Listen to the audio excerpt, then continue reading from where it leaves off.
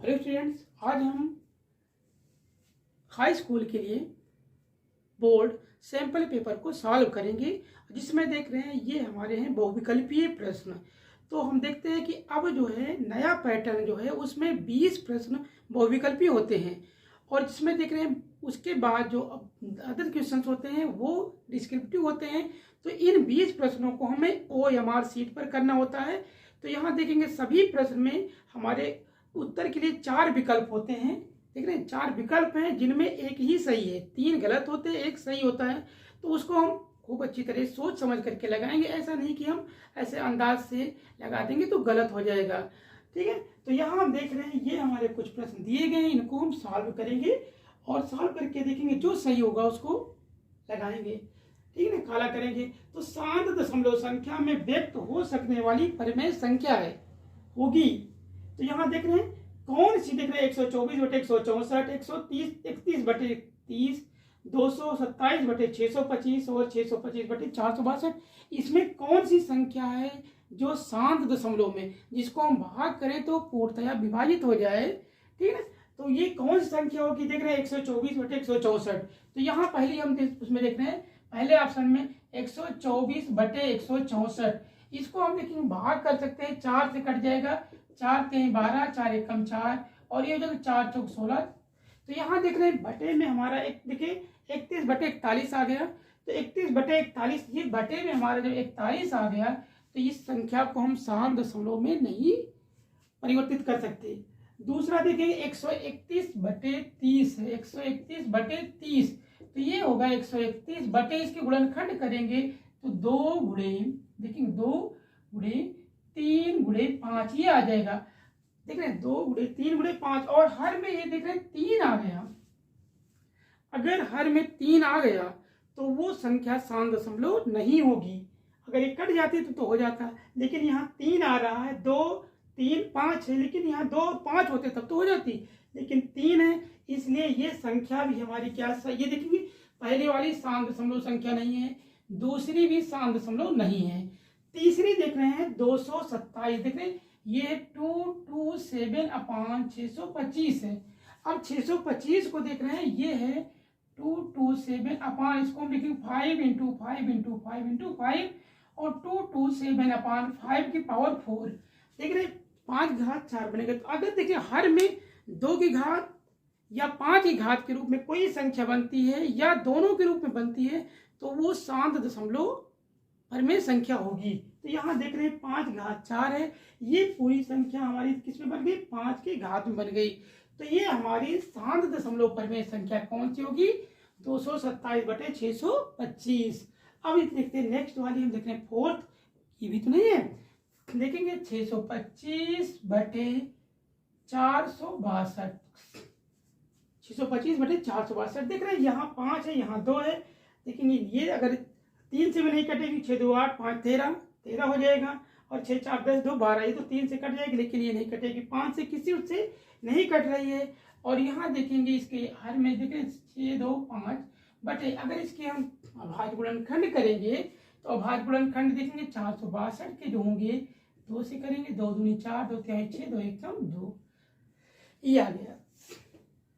अभी और हो जाएगा, ये 3 से भाग होगा, 3 7 21, और ये आ जाएगा 3 7 21, फिर 7 से हो जाएगा 11 आ जाएगा। तो यहाँ देखेंगे 625 बटे इसके अभाज्य गुणनखंड क्या हो गए? 2 गुणे 3 गुणे 7 गुणे 11, ये आ गए। 2 गुणे 3 गुणे 7 गुणे 11 आ गए। तो यहाँ हर में देख रहे हैं 2 है, लेकिन 3 7 11 आ गया, इसलिए ये संख्या भी शांत दशमलव परिमेय संख्या नहीं है। तो हमने देखा कि शांत दशमलव परिमेय संख्या कौन सी है? 227/625। तो ये हमारा आंसर सही था।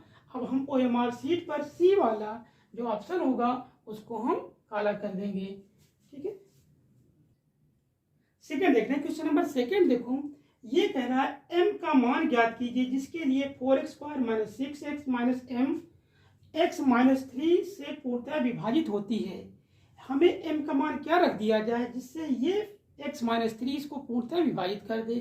तो ये जानने के लिए हम क्या देख रहे हैं, x -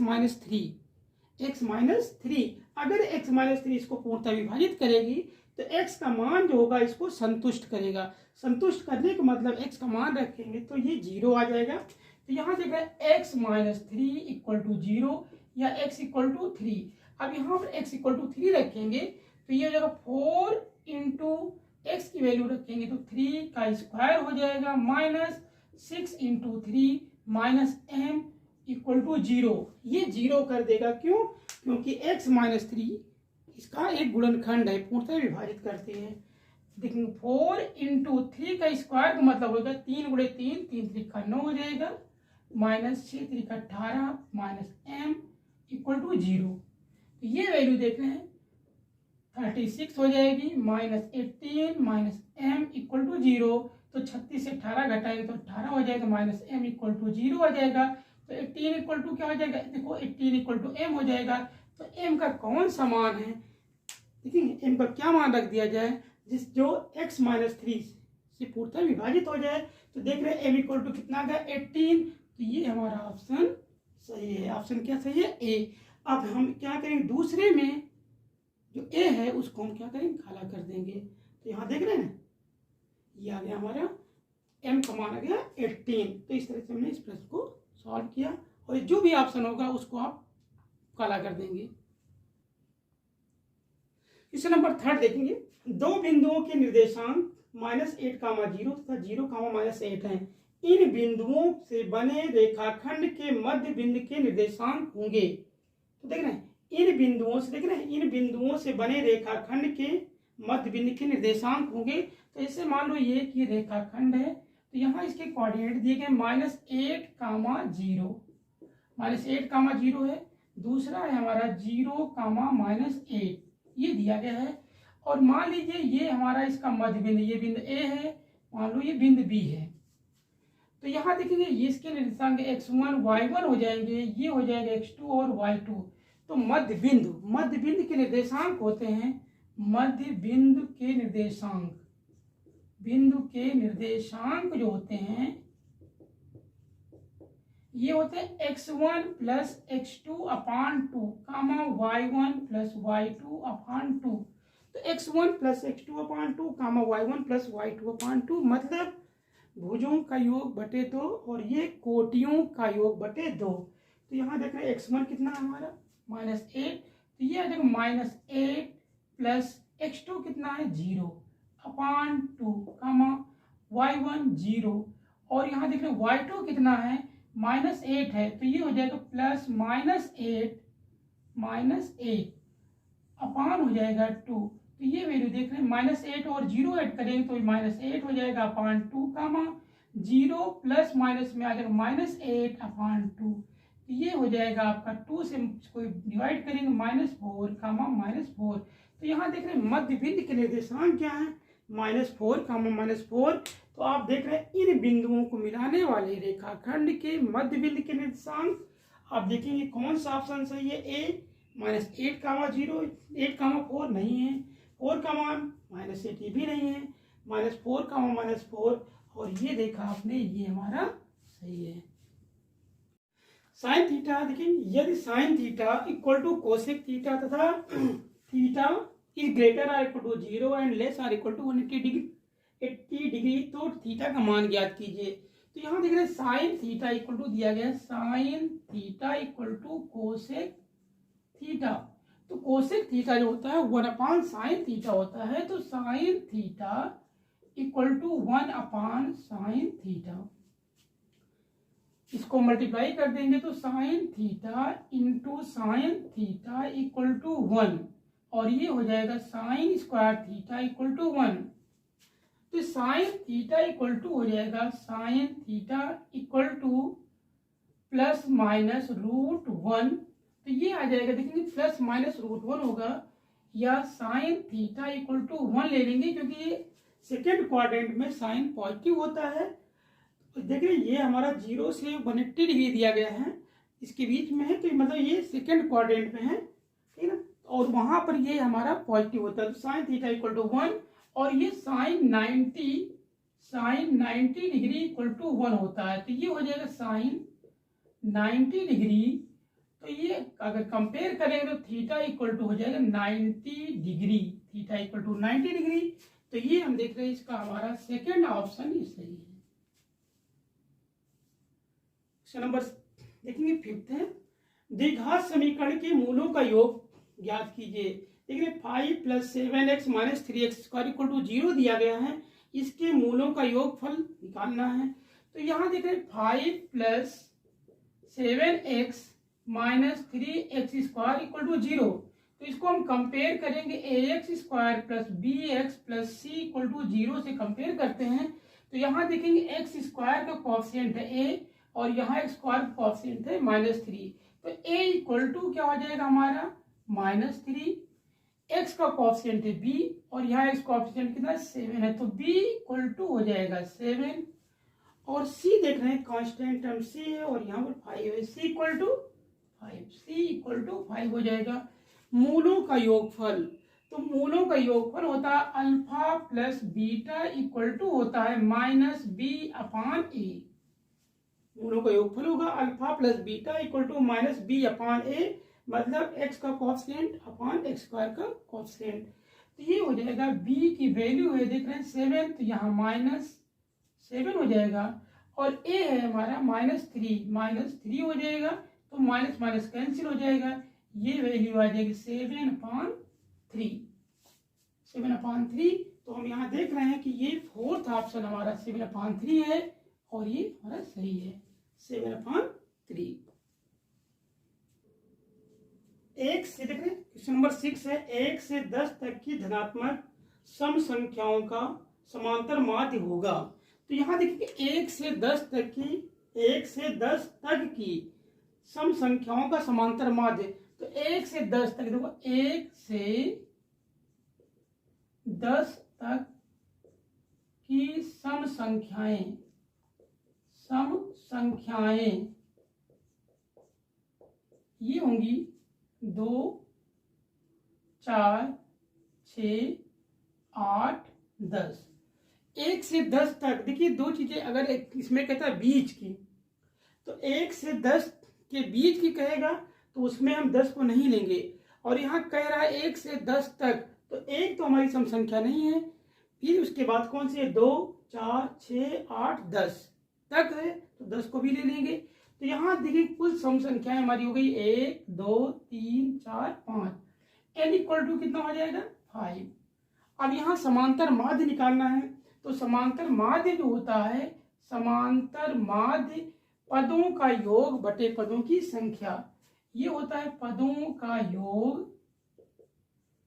योग बटे पदों की संख्या, पदों का योग बटे पदों की संख्या। तो यहाँ पदों का योग देखेंगे, ये हो जाएगा 2 + 4 + 6 + 8 + 10/5 जोड़ देंगे, 4, 2, 6, 6, 12, 8, 20, 10, 30/5 और ये हो जाएगा 6। तो यहाँ देखेंगे इसका समांतर माध्य है 6, ये इसका समांतर माध्य हो गया। सातवां देखिए cos a = √3/2, तो sin 2a का मान होगा, cos a = √3/2 है। तो यहाँ देखेंगे cos a = है cos a =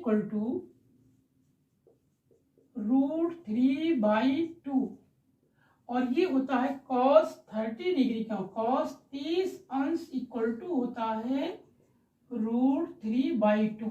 cos 30° का मान होता है √3/2, तो ये √3/2 की जगह हम क्या रख देंगे cos a = हो जाएगा cos 30 degree, cos a = cos 30 degree. तो a = हो जाएगा, इसको हम कंपेयर करेंगे तो a = 30 डिग्री हो जाएगा, a = 30 डिग्री। और हमें मान किसका निकालना है sin 2a का, तो यहाँ देखेंगे इसका मान निकालने के लिए लिखेंगे sin 2a, तो ये हो जाएगा sin 2 × a का मतलब हो जाएगा 30 डिग्री, तो ये आ जाएगा sin 60 डिग्री हो गया, और sin 60 का मान होता है √3/2, sin 60 का मान है √3/2। तो हम ये देख रहे हैं हमारा ये थर्ड ऑप्शन सही है। क्वेश्चन नंबर 8 है cos a plus cos square a equal to 1, तो sine square a plus sine power 4a का मान होगा।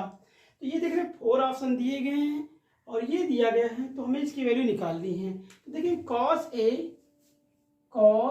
a plus cos square a equal to 1 ये दिया गया है, और हमें निकालना है sine square a plus sine की पावर 4a, इसकी वैल्यू निकालनी है। तो यहाँ देख रहे हैं cos a इक्वल टू हो जाएगा cos a equal to 1 minus cos square a, और 1 माइनस cos स्क्वायर होता है साइन स्क्वायर a, तो cos a इक्वल टू हो जाएगा साइन स्क्वायर a। अब ये देखें साइन स्क्वायर a प्लस इसको हम लिखेंगे साइन स्क्वायर a का whole square, sine square a का होल स्क्वायर, तो इसको साइन स्क्वायर को हम जैसे इसको ऐसे रखेंगे, लेकिन यहाँ देख रहे हैं साइन स्क्वायर जो है इसकी जगह हम रख देंगे कॉस से रख देंगे, तो ये हो जाएगा sine square a plus cos square a, और ये वैल्यू होती है 1। Sine square plus cos square equal to 1 होता है, तो ये हमारा ऑप्शन सही है। क्वेश्चन नंबर 9 देख रहे हैं cosec square theta into 1 plus cos theta into 1 minus cos theta equal to lambda. तो लेमडा का मान हमें याद करना है कि इसकी वैल्यू क्या होगी। तो यहाँ हम देख रहे हैं कोसेक स्क्वायर थीटा, देख रहे हैं cosec square theta 1 plus cos theta 1 minus cos theta और इक्वल टू लेमडा है। हमें लेमडा की वैल्यू निकालनी है, तो इसमें कौन सा ऑप्शन सही होगा। तो देख रहे हैं 1 plus cos theta 1 minus cos theta a plus b, a minus b equal to a square minus b square होता है। तो इस फार्मूले से देख रहे हैं ये 1 plus cos theta 1 minus cos theta हो जाएगा, ये हो जाएगा 1 माइनस कॉस स्क्वायर थीटा, और 1 माइनस कॉस स्क्वायर थीटा होता है साइन स्क्वायर थीटा। ठीक है, 1 plus cos theta 1 minus cos theta हो गया 1 माइनस कॉस स्क्वायर थीटा, और 1 माइनस कॉस स्क्वायर थीटा होता है साइन स्क्वायर थीटा। तो यहाँ देख रहे हैं ये हो जाएगा cosec square theta into sine square theta, और cosec theta into sine theta होता है 1, तो ये वैल्यू हो जाएगी 1। Cosec theta into sine theta, cosec theta into sine theta equal to होता है 1। तो यहाँ हम देख रहे हैं इसका ऑप्शन कौन सा है, थर्ड ही सही है, मतलब लेमडा की वैल्यू हो जाएगी लेमडा इक्वल टू 1। 10 देख रहे हैं क्वेश्चन नंबर 10, बिंदु 3,5 की एक्स अक्ष से दूरी क्या है, 3 इकाई 5 इकाई 4 इकाई रूट 5 इकाई। तो यहाँ देख रहे हैं इसको हम ऐसे दिखा सकते हैं, ये हमारा एक्स एक्सिस है और ये होता है हमारा वाई 3,5। तो 3,5 को दिखाएंगे 1 2 3 4 5, 1 2 3 4 5। तो ये 3,5 देख रहे हैं, ये पॉइंट हमारा जो है 3,5 है, ये देख रहे हैं 3,5, ये 3,5 हो गया। इसकी हमें एक्स अक्ष से दूरी देख रहे हैं, तो ये हमारा एक्स अक्ष है और इससे इसकी दूरी जो है देख रहे हैं 1 2 3 4 5, मतलब एक्स अक्ष से दूरी पूछेगा तो वाई का निर्देशांक और वाई अक्ष से दूरी एक्स का निर्देशांक। तो यहाँ देख रहे हैं एक्स अक्ष से दूरी कितनी है 5 इकाई, तो एक्स अक्ष से दूरी हो जाएगी 5 इकाई, इसका सेकंड ऑप्शन सही है। तो इस तरह से देखें ये हमारे कुछ ऑब्जेक्टिव क्वेश्चन थे।